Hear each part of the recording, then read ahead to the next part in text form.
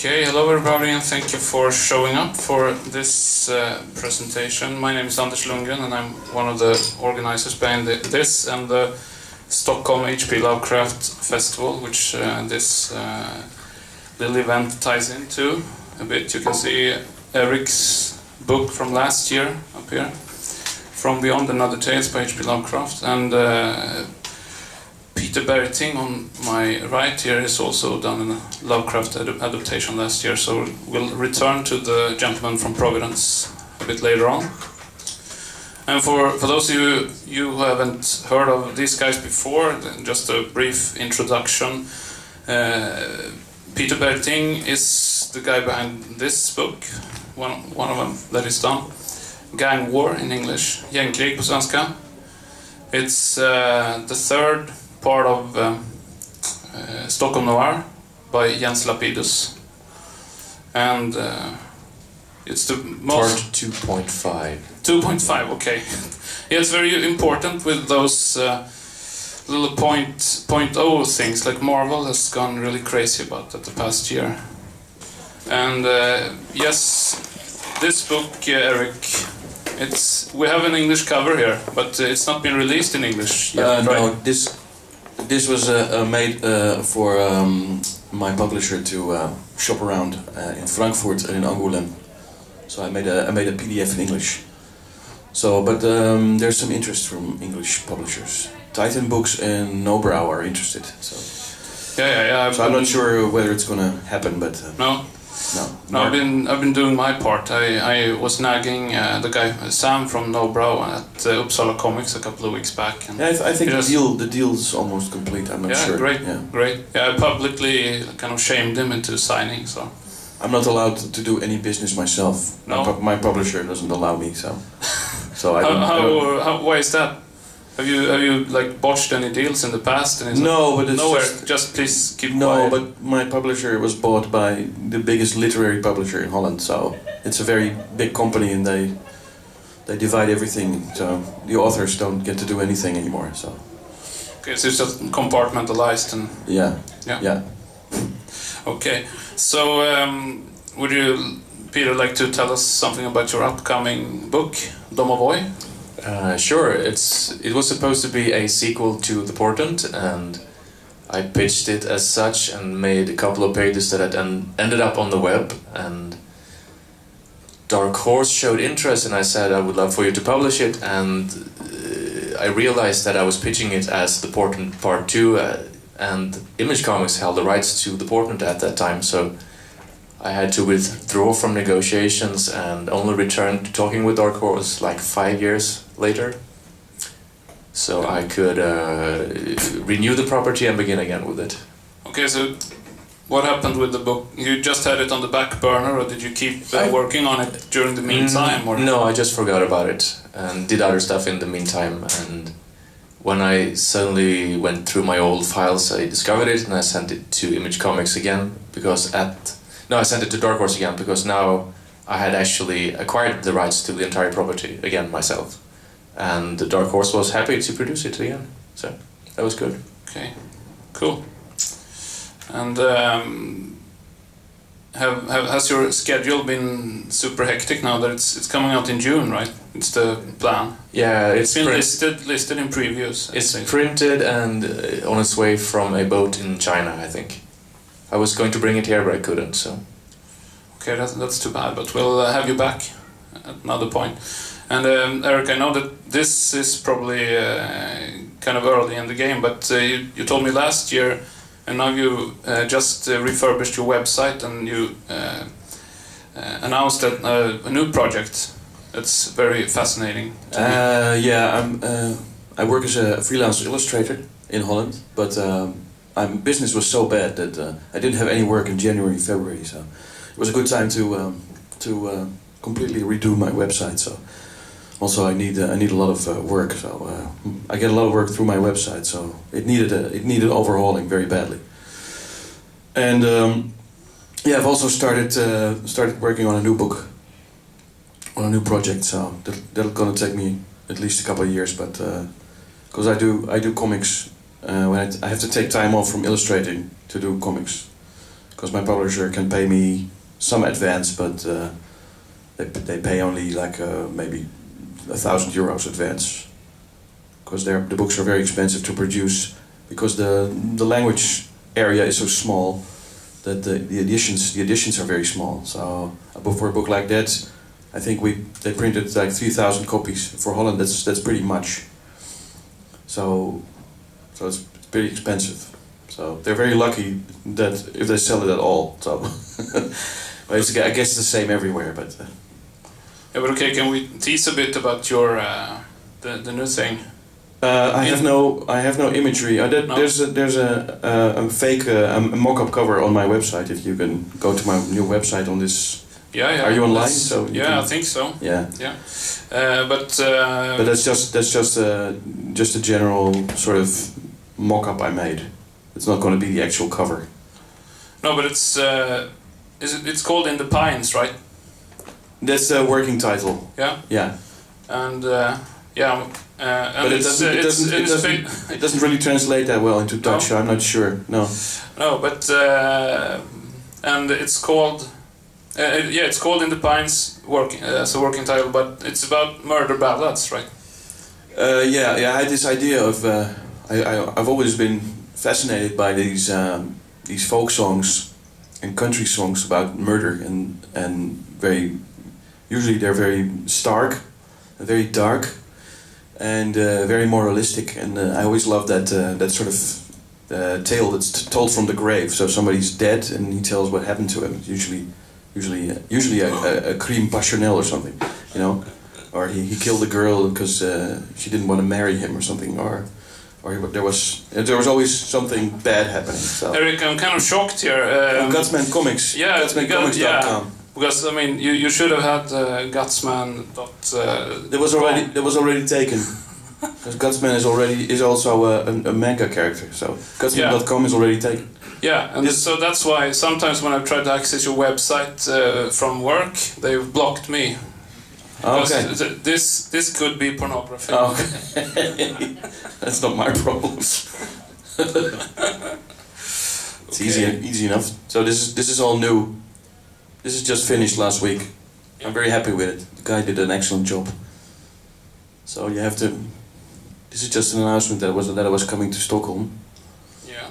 So in the Pines, you have to go. Yeah, there. So this is a mock-up for the cover I made, just for my publisher to see what I was planning. Because they want to do. They always want to do preliminary PR, so they always need a cover to get people interested, or put it in a catalog or something. So they always want PR work very soon. Yeah. And Peter, you got some more stuff about Domovoy, so you were... since you are online, do you have sound, perhaps? Sound? Maybe. Check for sound, maybe. Let's do that. Bergting.com, right? Yes. Yes.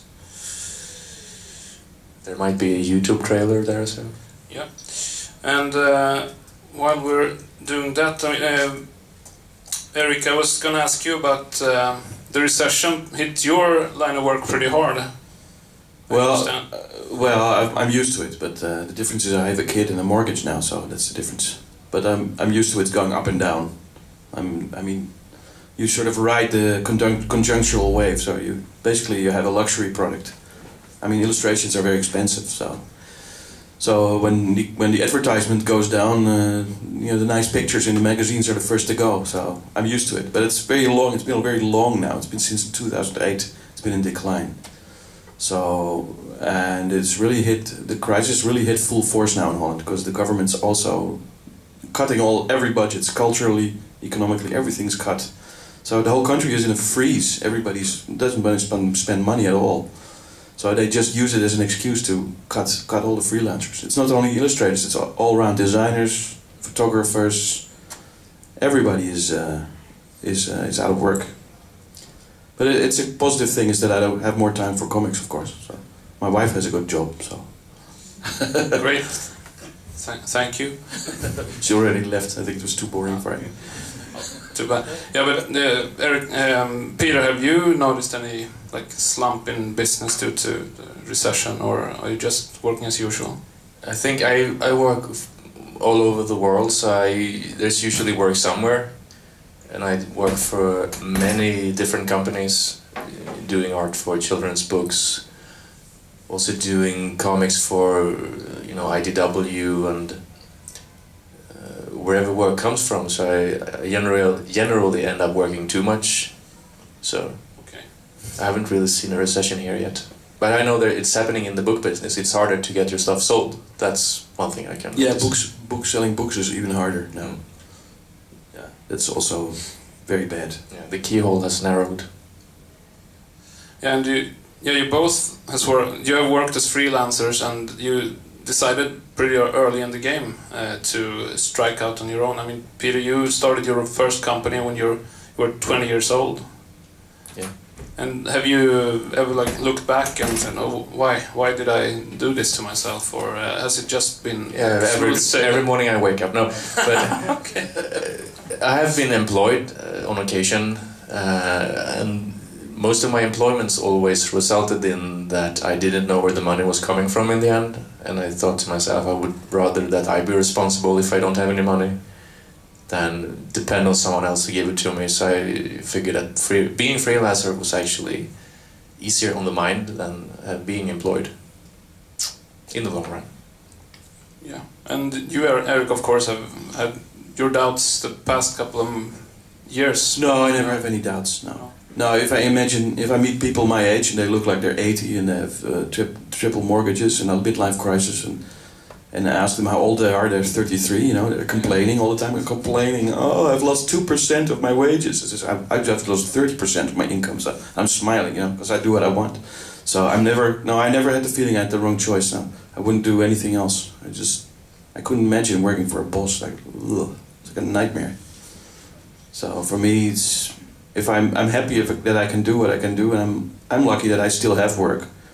Although I have to work quite a lot to keep the same income level now, but I'm actually doing fine. So I also have a lot of international clients. So that's I have one Swiss client that pays me very well. So not for Swiss standards, because the Swiss guys I know are complaining that their wages have gone down.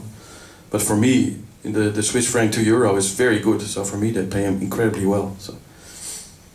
Great. Yeah. Where do you publish your stuff? It's I've seen you in. I mainly do. It's like it's 80% editorial illustration. So magazines, newspapers, mostly that. And usually I prostitute myself. So whatever you want drawn, I draw everything. Like from skateboards to snowboard designs, even sneakers, record sleeves, anything, posters, you name it. I'm a whore, so. Yeah, I mean, one of my favorite quotes was from Harvey Pekar, and he said, "I'd sell out in a minute, but nobody's buying what I'm selling." But you don't have that problem, so that's great. And Peter, what kind of companies do you work for? You've done a lot of. I think when you started out, the first stuff that I saw from your pen was like in role-playing circles and. Yeah, and it's come back to haunt me. Yeah, we never let you forget over here, no. And one of my first gigs was for a Swedish role-playing game, and the game was called Mutant Chronicles, and it's now come back to bite me in the ass again, because they want to use my old art. It's like 25 years old now. There's a long story about this, and I work for the company Target Games that was acquired by a company called Paradox, who owned the rights to all my original art, including the physical copies, and I went there like 10 years ago to retrieve a couple of copies. I wasn't too happy with the majority of the output because it was too old, but I said, I'm going to bring a few choice copies with me home because I like these ones. And they said, no, you can't bring them. We own the physical copies. And I was like, all right, keep them. And 5 years later, a friend of mine goes in there and finds out that they have thrown everything away. So he salvages everything. And now, in 2013, a British company wants to put out a new version of the role-playing game. And now Paradox comes to me and says, I'm sorry, we can't find the physical art anymore. Yeah, because you threw it away. And all our digital copies are destroyed because they were on tape. Ouch. Do you have any copies left, Peter? And this was way before scanners, so... Wow, that breaks my heart. No, because I'm happy I get to make new art for them. Okay, yeah, and you can... Much better. They have to pay again, of course. Very little, of course. I don't think so. Yeah, but this ties into a bit something I asked. I had a very pleasant talk with Tonchi Sonjik and Peter Bergting yesterday, and you said that you, of course, I can understand you don't want to see your stuff from like 25 years back, but how do you look upon your work today? Like, do you ever feel pride when you finished something, or you just start nitpicking right away? Those guys were a little... Me? Yeah. Me? You were looking at me. Yeah. Question was for you. Yeah, it's for both of you guys. So who wants to start? It's confession time. For me, I always look. The most important drawing is the one I haven't finished. So, it's with comic books. It's strange when I can't look at it when it's done. I can come back to it after a few months and then say, oh, okay, that's not too bad. And then everybody says, oh, what a great book, a fantastic book. Your art is amazing. I'm like, no, just look. No, don't look at that page. No, don't linger on that panel. So I'm always like, ugh. But you know, it's just, I don't know. I just want to get it. I'm not the kind of guy that keeps lingering on old stuff, or returning stuff I did. When it's done, and on to the next project. So, for me, the next drawing is always more important than what I did earlier. So. Yeah. So when your first comic, I think, was Gutsman. Yeah, I started drawing comics pretty late. I was in my mid-20s, so I didn't draw comics like when I was a kid or in school, or just I sort of dabbled with it a bit, but I always thought it was such a load of work. So I always thought my drawing wasn't really up for it. It wasn't in art school. I discovered like guys like the guys that did Raw magazine in the 80s. Art Spiegel, man. And that was, for me, that was an eye opener, because most of the art was, well, for comic standard, was bad art. So, and I thought, hey, this is something new. You can, you don't have to be like a great artist to express yourself with comics. So that, for me, that was a real reason to try comics. For me, that was an eye opener. Yeah, and Gutsman. If has anyone in the audience read Gutsman before? Yeah, a couple of guys. Yeah. Great. Well, it's told entirely in pictures, so even if you don't understand Dutch, you can pick it up and have a great time. It's like a parody of horror. It was a parody, a superhero parody, but that sort of became stale after a while, because I think superheroes parody themselves already. So yeah, you could say that. Yeah, it's a very easy thing to parody. So, but it turned into something else. It became a soap opera without, somebody told me just try longer stories, and then I didn't script anything. I just let the characters. The strange thing when characters take over, they just make the story themselves. Many authors always say that, but it's actually true that characters just make the story themselves. So. The problem is that you get so many storylines, and it just winds and winds and winds like soap operas. So I sort of just quit, and there's no ending. So there's a lot of disgruntled fans that are haunting me. Just finish it, please. We want to know what's in the box. What's in the box? I don't know what's in the box. Why did that draw the fucking box in the first place? So I don't know. My publisher wants me to do another book, like the thick book, and then we put the whole. Everything I did together, and we make one big Gutsman to have done with it. Then it's gone. So maybe I'll get around to it. It's somewhere stuck in the fridge. It's not dead, but it's way in the back where you keep the old moldy cheese and somewhere. So so it's still there. Still haunting you. And speaking of haunting, then Peter, self-flagellation or self-praise? What do you? I think a bit of both is good. I have a choice few pieces that I really love and I don't want to part with necessarily. Then I have tons of boxes that I hate but I can't throw away because I have some sort of flagellation attachment to them. It's good to look at them to be reminded that you have progress, because sometimes when you think about old art you think that you're actually better than you were. There's maybe a certain spirituality or sense of youth in them, where it was easier for you to express what you wanted to do in a drawing. Now that I'm older, I get stuck in formality. I want it to look perfect, I want the composition to be good, but back then I could just draw it. and be happy with it. So. For me, it's I mean, I do editorial illustration, so I usually I make more than 100 drawings a year. So I only look back at my work when I clean out my drawers. So and then suddenly I stumble over. Did I do this? This was 3 years ago. What a genius! This was, and I find something I don't even remember I did, but when I don't even know the guy that did it at that moment. So that's very weird. It's just like archaeology in your own archive. So probably maybe you recognize that same thing. Absolutely. And the stuff you did yesterday is like terrible. So why am I so terrible today, and why was I a genius 3 years ago? And then that sort of same thing happens gradually on and on. So there's a curve, of course, but it goes up and down. Usually when I'm very tired, I get very sloppy. So it's something, it's very goes up and down. Do you finish a comic book or do you abandon it? I have abandoned so many things. I mean, I think I have a whole drawer of abandoned projects. No, but I mean, do you decide yourself when it's finished? Oh, I don't know. For this book, we had to think about a certain amount of pages because how do you call it, the binding. So, I thought I could go on and on. I would have loved to do maybe 3 more stories. But that would have meant another 6 months or a year work. So. I don't know, my publisher wanted to set a date for it, so I don't know.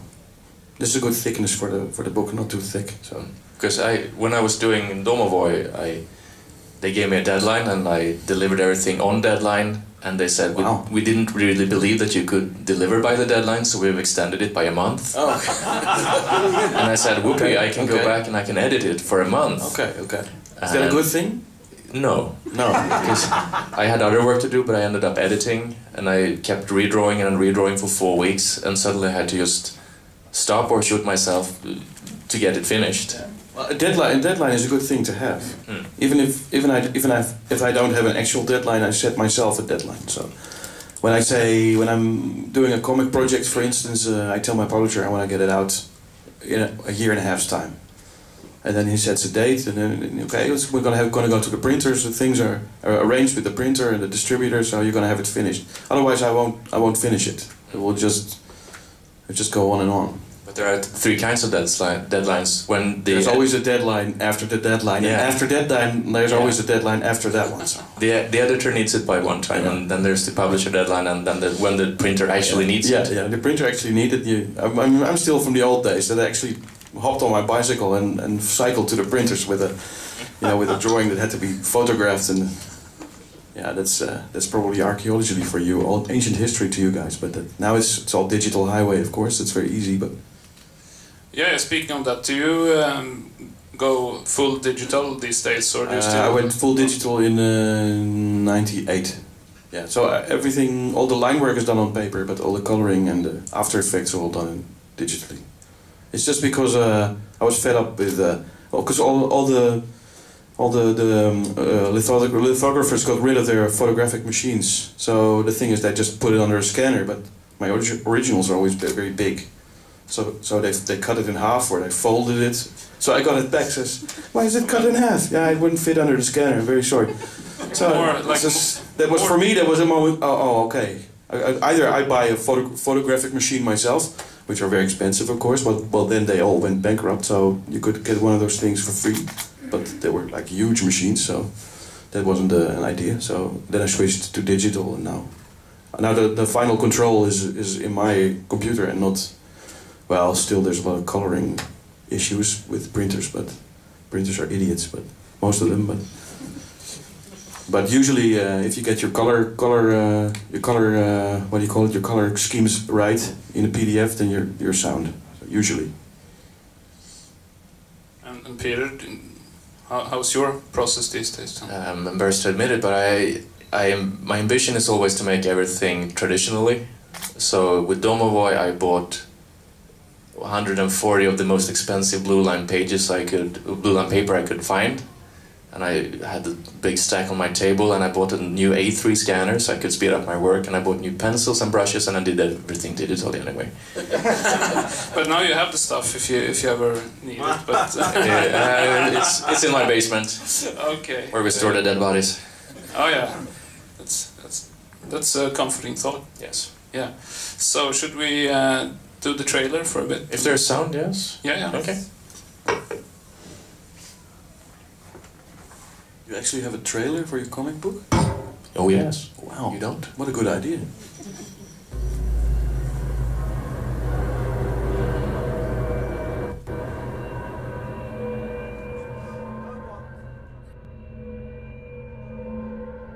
Where'er thou hast been, here or in your world manifest, canst thou tell what is, or what was, or what is to come? Nothing shall last.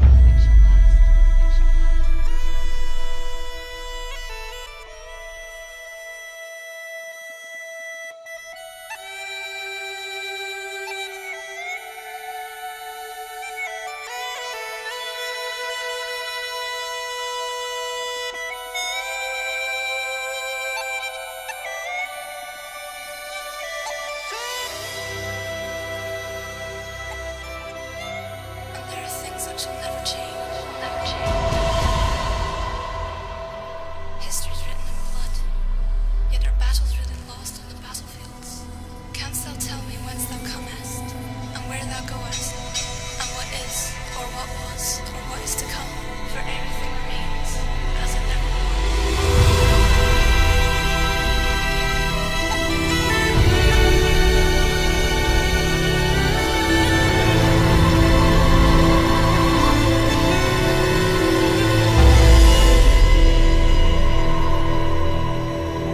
I picked that song because I liked it, and I asked the band, can I have permission to use it in my trailer? And they said, lovely, we would love to. Go ahead. And I put it on YouTube, and YouTube pulled it because it was copyrighted. Okay. Okay, that's nice. But it's back on again. Yeah. Great. Yeah, so let's get back to Lovecraft for a bit then. This is an illustration from Erik's book. Yeah. Well, not really, but okay. If you open the cover, the portrait of Lovecraft is exactly in the outline of the cover. So that was the idea. So I was thinking about putting the portrait in spot varnish on the actual cover, but it didn't really work out. I wanted to have a ghost image, but I sort of stuck cover now. So. Yeah, it's a beautiful. Can you see the cover now? Yeah, sure. It's a beautiful. That's cover. the cover. Yeah. So if you open it up, the portrait is exactly on the French page, as we call it in Dutch. French page. Yeah, we call that a French page. I don't know why, but yeah, you have the French flaps in English as well. Okay, French flaps. It sounds like a venereal disease or something. Yeah. Yeah, I know, but it isn't. It's apparently the sort of. When you're scratching, that's my French flaps. Yeah. I know it sounds sturdy, but it's the little flaps on. They don't do a lot of We just call them flaps. Flaps, yeah, but you gotta have the French call them Dutch flaps. I don't know. Could be. Yeah, they probably do that. Yeah. Let's leave the French flaps alone. We're digressing. We're digressing. Yeah. But what a nice digression it was. But, that's what you think. Yeah. So it's kind of hard to keep a straight face after that. But adapting Lovecraft, Peter, you didn't really have that problem since you worked from a script by Joe R. Lonsdale, the Southern Gothic horror writer from the US. And how was your working process? That collaboration. Yeah, this was a bit odd actually. They asked me if I wanted to do the Dunwich Horror with Lansdale, and I said yes, of course, because he was an idol of mine. And it was going to be a straight adaptation, but it was going to be set in space. And then the script came in, and I said this isn't actually set in space. And then Joe said, "Yeah, I know, I changed it." Yeah, but even Sweden is in space, so yeah. I guess Providence as well. But it also wasn't an adaptation anymore; it was a sequel. So Okay. And a pretty straightforward sequel, so it just continued what had happened in the book, but 20, 30, 40 years later. Yeah. And it was tricky because there's a lot of talking in the script, and Joe really wanted me to have fun scenes to draw, so he gave me gooey monsters, but he gave me lots of dialogue as well. So we have some pages from the book was released by IDW, right? Mm-hmm. And I hope they made amends, because they made a mess of it when they released it in comic book form, but then the trade was better, I guess, right? Yeah. So here we go. Some Lovecraftian goodness. So there are a lot of cliches, of course, when you illustrate Lovecraft. That the tentacles and what have you. They are nice cliches, but you can do them bad or good, of course, like anything else. But And we have flying cows. Flying cows is always a plus. Very Lovecraft. Yeah, it is, I think. And these poor cows aren't flying anymore, I'm afraid. Headless cows. Yeah. And Eric, you worked straight from the texts when you adapted your stories. Sorry, I was admiring. Yeah, that's I fine. didn't see it. I haven't seen it. Pretty good. Yeah. Very gooey. Yeah, but how did you approach the texts? It was the first time that I've even tried such a thing. So for me, it was very daunting at first. So I asked a friend. He says, "Could you?" I emailed him. Said, "Could you help me out maybe with?" Because I know he's a very good Milan Hulsing. Perhaps you've heard of him. He also has a book out called City of Clay about Egypt. Very good book. If you have it in, I think it's out in English. But anyway. But I really admire his script writing, so I approached him and says, "Could you help me out with maybe turn some of Lovecraft's stories into scripts?" But then I was silent for weeks, and I ran into his brother, because his brother lives across the road from me, and says, "Hey, did you talk to gone to an insane asylum?" No, did you talk to your brother? No, my brother was so taken aback with your question that he didn't dare write you back. He says, no, he respects you so much, he didn't want to say anything to you. But he says, you can do it yourself. So for me that was a good, well, okay, if he says I can do it myself, I probably can. So I just started. I just started on page 1. I didn't do any scripts. I just go straight to the sketching phase. I planned the pages, and so the first stories I already did like 6-7 years ago. So they're much more text heavy than the last ones. Because I kept throwing on text out. Yeah, because even now I see it's too much text in it anyway. I can get rid of at least half of the text that's in the book now. So. Yeah, because you had pretty much the same problem that Peter had with because they're always very verbose. The thing is, Lovecraft is so his language is so big. He takes so many side steps to describe a thing, in a sense that gives you so much liberty to. As an artist to interpret it, but in the same time he doesn't describe anything, So he keeps everything open. So that's the hardest thing. It's of course why would you make it into a comic or a movie in the first place? That's the most important question. Yeah, but a lot of people have been inspired to do that. Yeah, because it's just fun that way. But of course it isn't necessary if you just stick to the text literally. So I took a lot of freedom with the stories and sort of adapted it to my own feel. I think I added a bit of humor to it. Well, actually, I showed it to a friend of mine, and I said, "Do you like it?"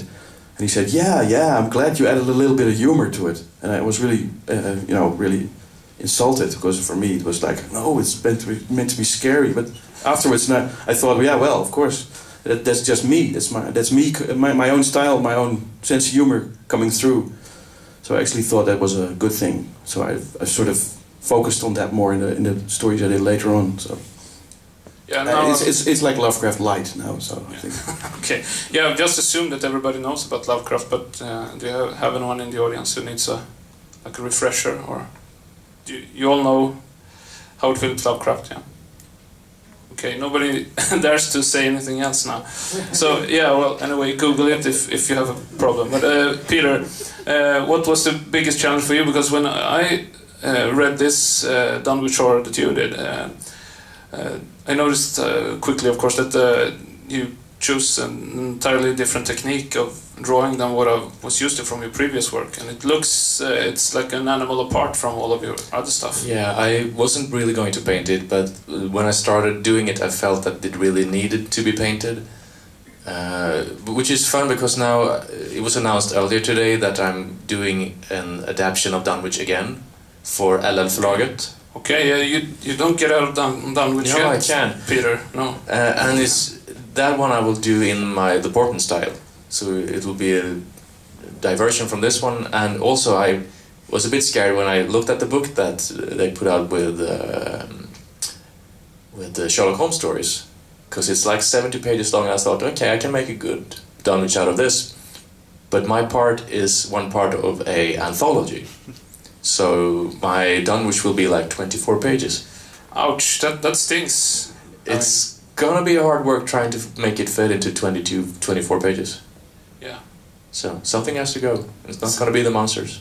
No, please don't let the monsters go. But this also, when I started doing it, there was a lot of, you know, tentacles and slime and stuff which I allowed to draw, and then eventually all the dialogue started to creep in because Lansdale had to explain what was going on, and he said, I'm sorry Peter, just, you know, try to put them in weird angles and put lots of shadows on it or whatever you need to do to be happy. And, you know, had I known that was going to be that much dialogue, I would probably not have painted it, because painting faces for, you know, an entire graphic novel is a bit short. Yeah, it can take some time, I can imagine. And Eric, why do you think that Lovecraft still holds such a big grip on the, you know, artists' imaginations in different disciplines? Because I mean, it hasn't really slowed down the adaptations and what have you. I think the world is experiencing dark times, so I think Lovecraft fits right in with his, you know, all-encompassing paranoia. So I think people look for an answer, and look for solace. At least to speak for myself, but I think I like to, I mean, the main theme is escapism this weekend. I think, what better way to just, if the world is dark around you, just look for something that's even darker. Just yeah, why go for the lesser evil, right? Yeah. So for me, it works like a catharsis, you know. I love horror because it makes me feel, it makes me realize what I want to be a good person, you know. And, you know, what a good world we have. You know? Okay, yeah, so you don't identify with the evil cultists and think that it's time to get out in the woods and... What? Get out in the woods? There are no woods in Holland. So. Okay, so that's why. Yeah. You guys, you're used to the woods. In Holland we don't have any woods.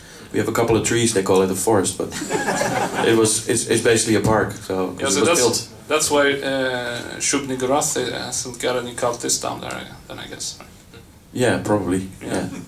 And Peter, did you come to Lovecraft through role-playing games, or did you find him at your local library, or how were you introduced to the guy? Good question. I don't know actually. Maybe role-playing games. There was a role-playing game back in the 80s or something like that. I might have been through that, and then we just read all the novels and then plowed through all the August Derleth, you know, versions of him.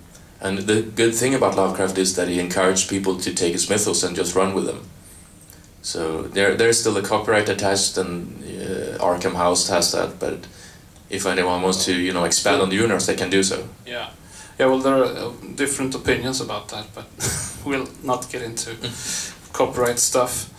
But it's fun to talk Lovecraft, but I have some other questions for you. Time is running short, so if you like Howard Phillips' Lovecraft, please get back to us in October. We're going to have another edition of the Stockholm HP Lovecraft Festival with a lot of good stuff lined up. We did 2 editions last year, and now we're going to go just annually in October from 2013.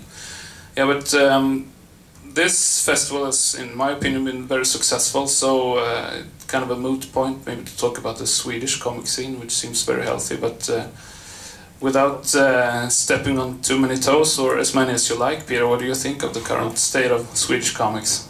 Oh my god.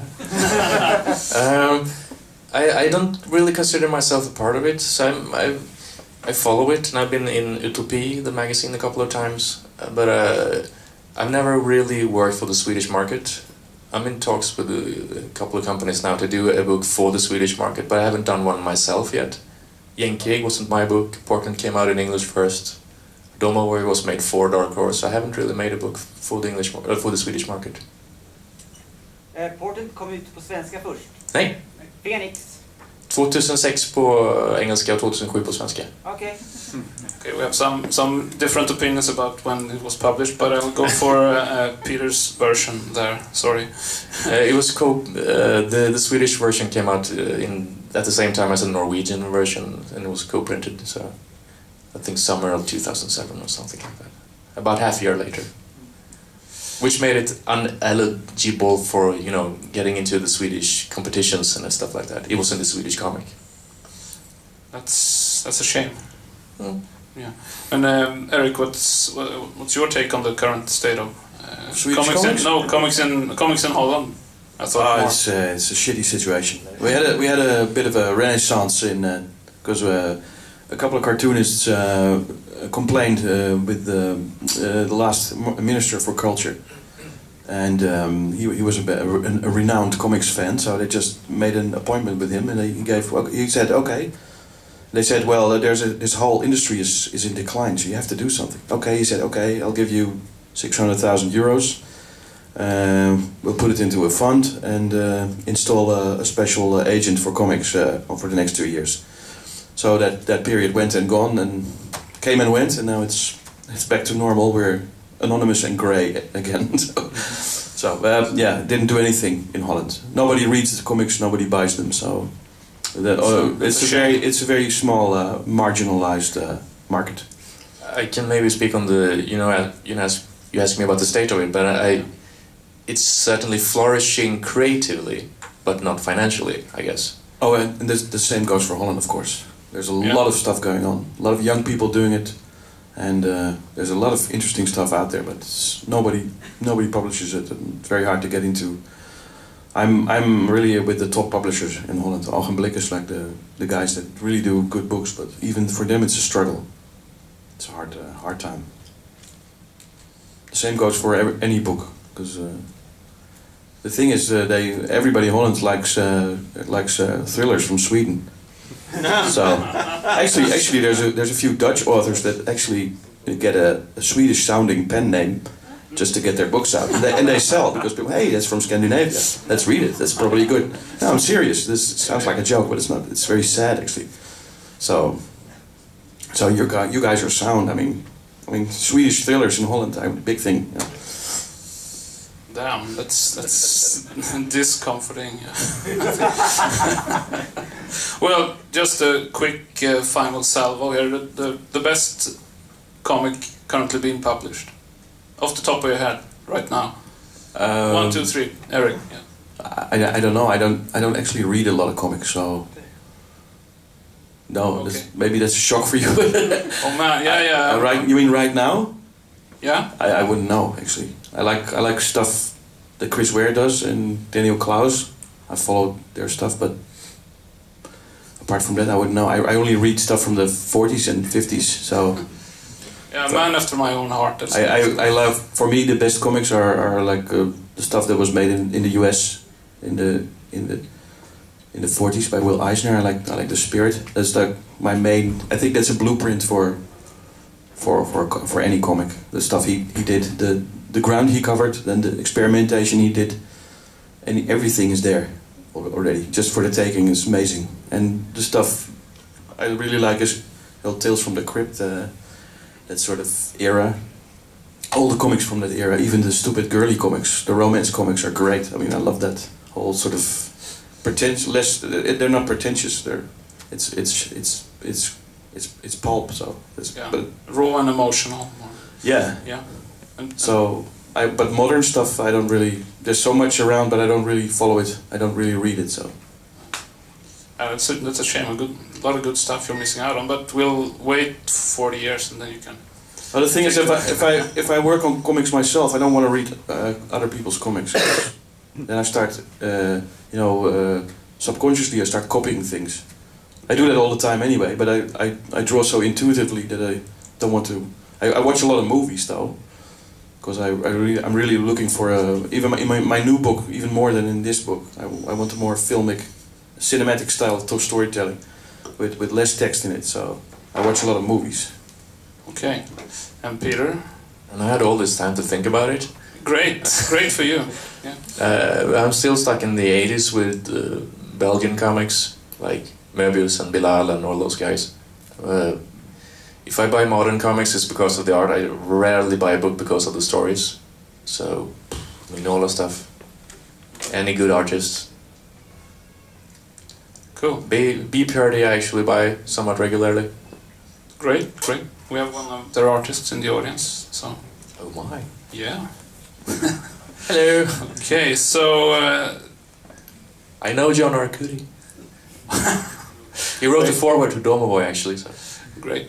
Yeah, so we have time for some very quick questions from the audience, if you have any. Yeah? So, both of you guys have been in the game for some time.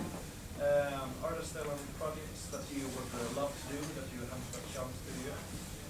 Yeah, the question was, have you any dream projects that you haven't done yet? Yeah? I don't know. I just want to. My main project is, you know, I have a 5-year-old kid, so I want to see him reach 18 pretty normally. So that takes up a lot of my time. So I don't know. I try to make a living as an illustrator. So I would like to have more time for comics, for longer projects, because I think that's really a luxury to work on something for a very long time. So for me, it's always a balance. But no, I don't have any special things I'd like to do. No, I'd like to maybe branch out a bit more, away from editorial illustration. But for me, it's just I want to keep on doing this until I die at my drawing table. So that's my ambition. My oldest kid is 9, and she actually would love for me to quit doing this altogether and start working maybe as a salesman somewhere. Because I work too much, she says, and she can only see my back, and she can't use my drawing tablet, and you know.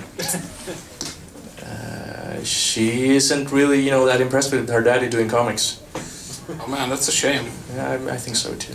It'll come to her. I don't know about that. Yeah, it'll come to her. My 3-year-old loves doing comics. Great. After you're dead, she'll control your museum, so she'll control your legacy. So she'll sell you out big time. So yeah, she'll make big bucks. That's cold, man. That's cold. She'll be rich. I wish. Yeah, well, I'd love to extend the Peter and Erik show for a bit, but that's all we have time for, I'm afraid. So, guys, thank you very much for. You're welcome. Yeah. Thank you. Thanks for having us over. Yeah. Thanks, and thank you.